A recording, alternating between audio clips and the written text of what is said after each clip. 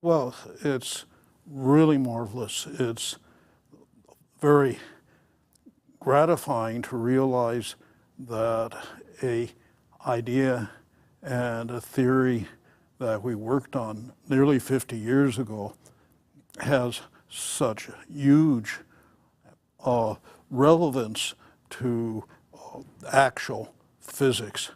When we started working on this model, in fact, much of the original work comes from my PhD thesis at Harvard, and in fact that's when I started talking to Professor Hagen. But when we started working on it, we had no idea that it would be more than an interesting model.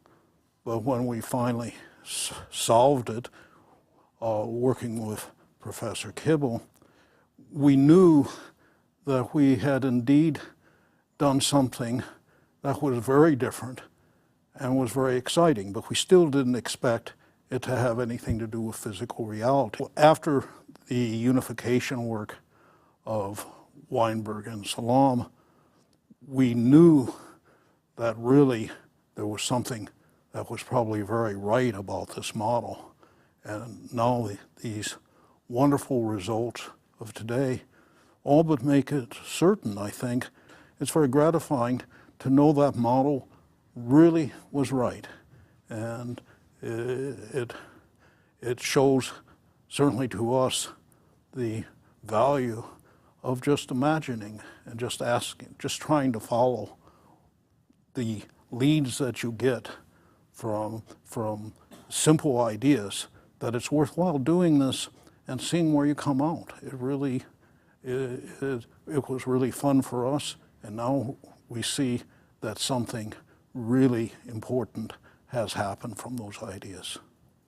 What we did was to follow up on the ideas of symmetry breaking that were first introduced by Nambu. And it started with my PhD thesis at Harvard, where there was a question of how the ideas of symmetry breaking could be applied to a model that looked like the electromagnetic field.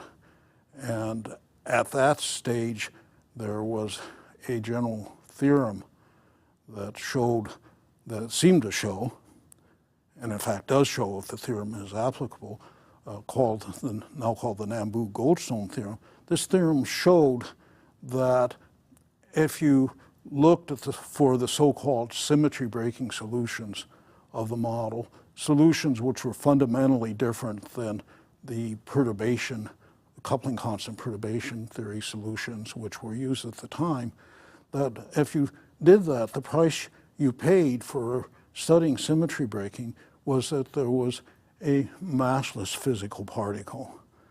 And what we did, which evolved from work done by Schwinger and later by Buller and Gilbert, was to show that there was a model that starts out looking like electrodynamics coupled to scalar fields, but that model had other solutions than the only known ones at the time, which were based on perturbation theory. And in fact, this is a general characteristic of all quantum field theory models, but we didn't have that understanding at that stage. We didn't really appreciate the importance of the nonlinear nature of these models. But what we discovered was that there were other solutions to ordinary electromagnetic action, and that those other solutions were fundamentally different, and that those solutions, even though they came from a symmetry breaking of the original model, that those solutions did not have a massless boson.